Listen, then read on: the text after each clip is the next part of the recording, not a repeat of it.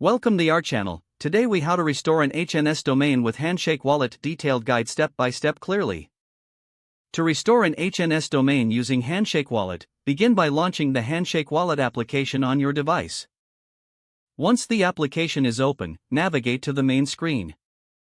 Look for the Restore or Import option. Click on this option to proceed with the restoration process. You will be prompted to enter your recovery phrase. Take your time to accurately input each word of your recovery phrase. Make sure to enter the words in the exact order as they were provided. After entering the recovery phrase, double-check for any typos or mistakes. Once you've confirmed the accuracy, select the Next button.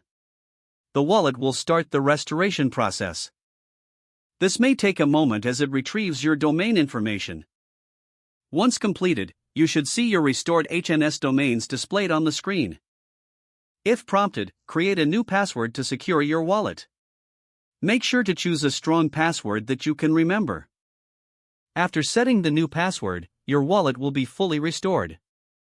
You can now manage your HNS domains from your Handshake Wallet. Explore the available options to view, transfer, or manage your domains as needed.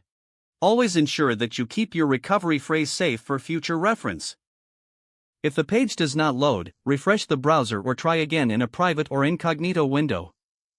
Make sure you are using the correct email address, then retype it carefully to avoid small typos. If your password is not accepted, use the reset option and create a new strong password you can remember.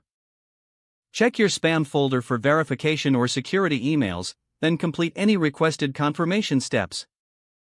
Enable two-factor authentication if available to improve account security and reduce unauthorized access risk. After signing in, review your profile details so your contact information and settings are accurate and current.